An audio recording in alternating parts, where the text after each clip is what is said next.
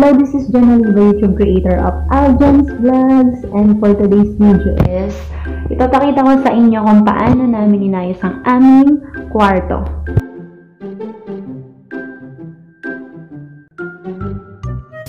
Kung bago ka pa lang dito sa channel ko, huwag mong kalimutang pindutin ang aking subscribe button, isama mo na rin ang aking tiny bell para updated ka sa iba't ibang videos na aking i-upload. Gusto ko lang i-share sa inyo yung kung paano namin inayos yung aming kwarto. Ayun guys, ito yung step by step na ginawa namin ng asawa ko, and para maayos yung kwarto namin, hindi naman kami gumastos ng malaki, and para lang maging maaliwalas at syempre para maging maayos yung kwarto, ginamitan namin ito ng wallpaper, and then syempre, dinikit namin sa wall. Ayan, para lumiwanag siya. And syempre, yung mga langgam kasi laging nakadikit din sa wall namin. Kaya mas gusto ko rin na mabago yung color and nagkaroon ng design yung aming wall. Para syempre, pagigising tayo sa umaga, mas gusto natin yung good vibes agad yung makikita natin. And kahit sino naman gusto yung pagising natin sa umaga, maganda agad yung makikita. Kaya ayan, ginawa namin yan. Yan ang naisip kong design ng wallpaper. Bricks siya. Bricks yung design para mas maganda, decente tingnan. Ayan, mukha siyang mamahalin. Kung baga pag natapos mo, ayan, mas maganda yung kalalabasan niya. And yung wallpaper nga pala, mabibili lang siya sa online. Sa online ko lang siya nabili. Pwede kayong bumili sa Lazada. Ayan. Sa Lazada mas mura kasi ang kuha ko sa online ng wallpaper is 180 per roll. So, kung mas gusto niyo naman mas tipid pa, pwede naman kayong bumili ng pintura. Pinturahan nyo na lang. At least mas marami kayong malalagyan. And syempre mas mura yun. Kasi sa amin, wala kaming time para magpintura and matrabaho siya. Kaya nag-decide na lang kami na wallpaper na lang ilagay. Yan. I made this video para magkaroon kayo ng ideas. Mahal kasi yung totoong bricks, guys. Kung bibilhin natin siya sa mga hardware, mahal talaga yun. Kaya tamang wallpaper na lang tayo. And parang mukhang wallpaper, mukhang bricks na naman siya na totoo. Kaya okay na okay.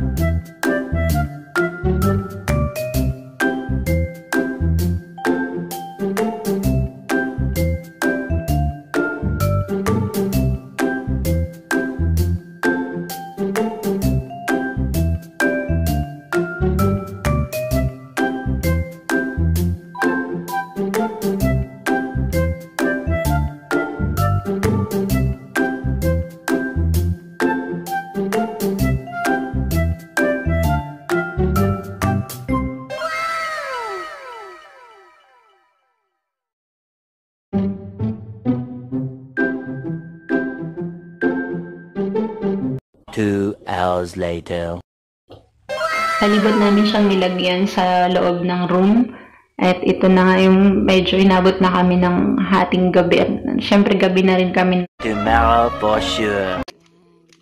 Itong gilid, nauuntog palagi yung mga babies namin. Kaya nilagyan namin ng foam bricks. Ayan, in-order ko din siya sa online. Sa Lazada meron din or sa Shopee pwede rin kayo umorder.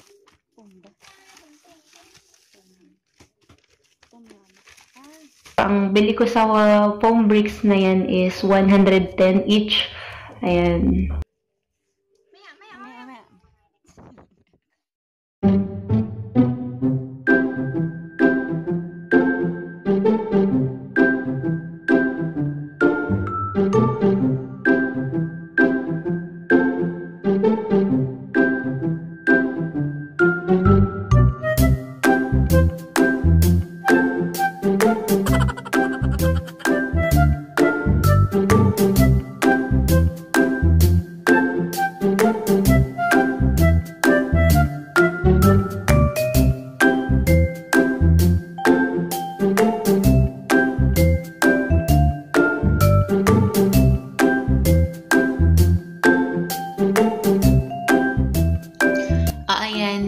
maganda kapag medyo inayos ng kaunti. Hindi man siya bongga, pero at least naayos natin and medyo luminis siyang tingnan, lumiwanag.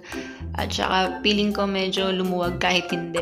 Ayan, so kulang pa naman yung design ko and kulang pa yung ilalagay ko dyan kasi out of budget pa tayo. So next time. A few moments later.